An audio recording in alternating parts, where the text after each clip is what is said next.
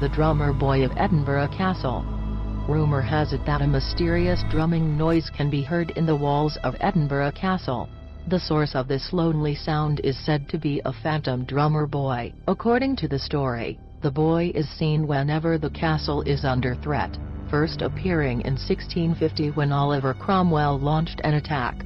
When he appears, the ghostly drummer boy lacks a head. Ghostly drummer boys are a recurring motif in legends around the world. For example, one such spirit is said to have been haunting Shiloh in America since the days of the Civil War. However, the headless nature of the ghost of Edinburgh Castle marks him out as something altogether less common and more eerie.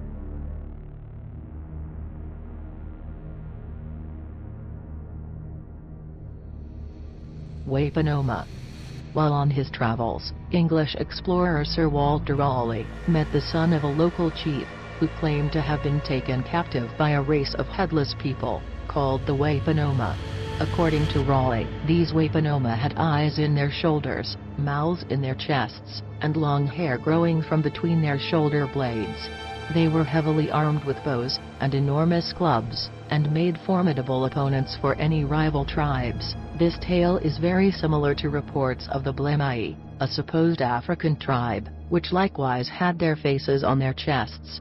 According to the ancient Greeks, they were 8 feet tall and 8 feet wide.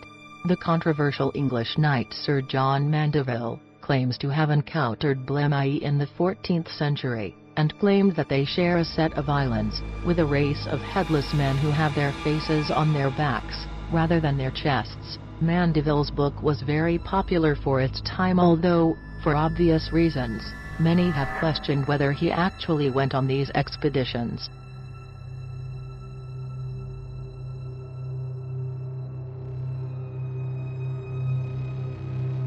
Ghost of the Headless Woman Pub.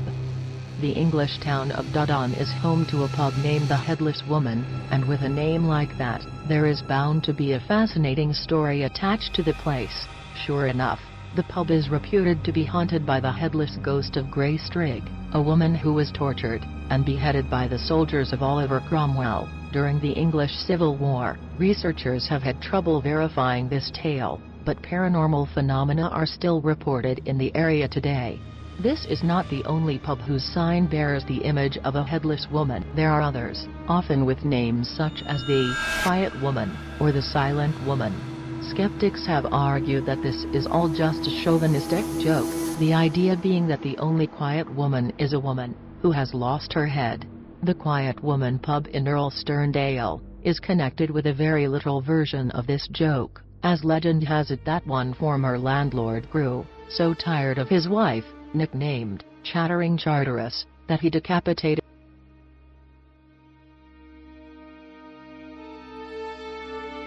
The Headless Mule.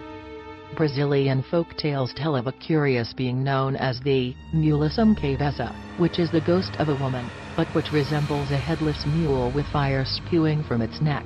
The story goes that the beautiful wife of a farmer became the phantom headless mule, doomed to dash across the roads after midnight and then trample anyone who gets in its way. Using a pin to draw blood from the mule will turn it back into a woman, but only while the benefactor lives. The headless mule is a strange specter, and no mistake, although many will assume that a headless ghost is the spirit of someone who was beheaded in life. In this case, the hideous transformation was a punishment for a woman's sins. It is a figure to be pitied more than feared.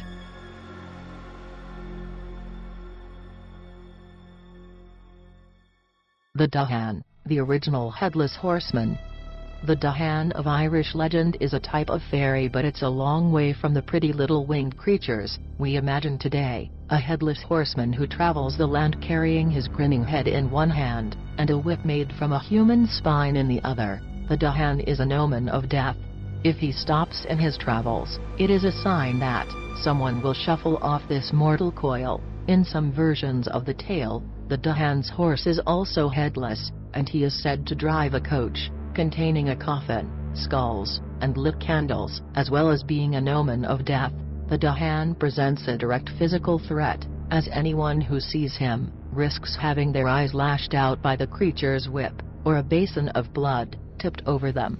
However, he is terrified of gold, and will disappear if you throw even a single coin at his feet. No one knows for sure where the legend of the Dahan comes from, but it's suspected he's a twisted form of the ancient Celtic god Crumdub, demonized after the country's conversion to Catholicism.